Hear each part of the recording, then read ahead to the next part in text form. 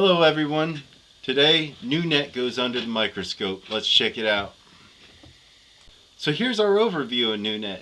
They scored well. This is a good score. I didn't find any red flags. This is a project that's been around for 6 years. So I didn't really expect to find a whole lot of big problems. There's a little bit of an issue in the tokenomics, so we'll go over that. But this is a good score.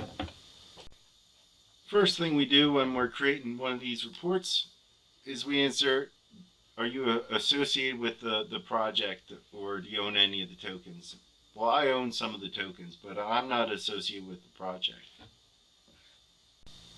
Development team, 9 out of 10. That's a really good score. So where did we lose a point here? What's going on?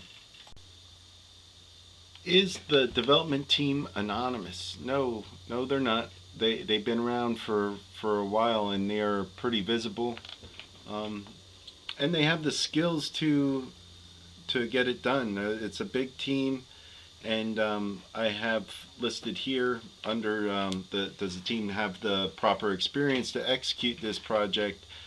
They have a big concentration of engineering and development skills, which is a good sign. It's a good sign because if you don't already know, Nunet is creating a decentralized framework to provide compute power for decentralized networks, specifically intended to power Singularity Net's AI services. The white paper was really well written. They provide a lot of documentation and a GitLab that I can't even begin to understand. This is coming from a technical background. This is still pretty tough to understand. At least I assume so. So I'm not sure if I understood it all, but it seems like it's written in a way that I should be able to do that. So well done with the white paper. Has the project successfully completed an audit by a reputable service provider? This is the area where they lost 1 point in the first section, and it's really not even a big deal. No, they didn't complete an audit, but this is the answer I got when I did ask about it.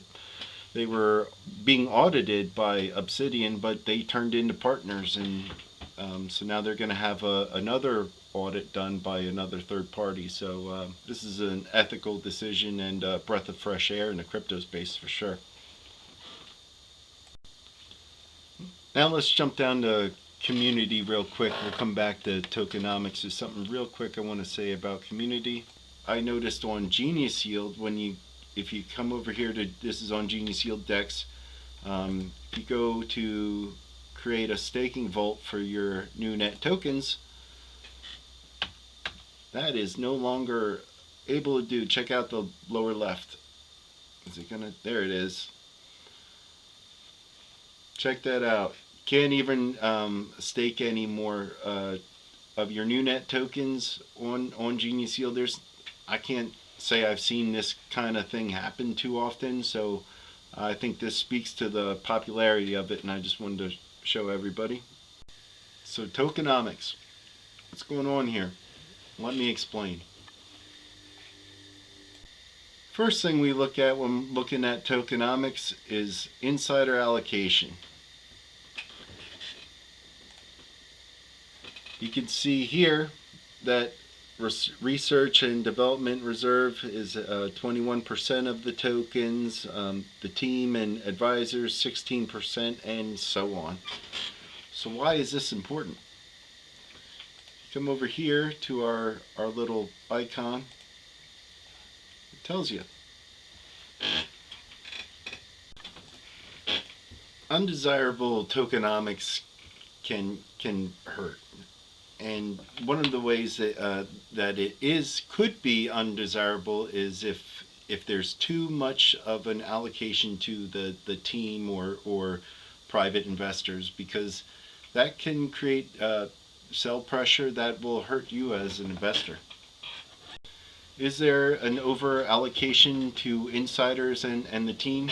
No, not in this case.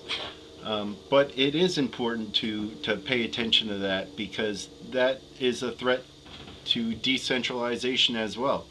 When the team or insiders own too much of the token, then especially if there's any kind of governance involved, it's very centralized, and you don't want that. Not the case here with Nunet.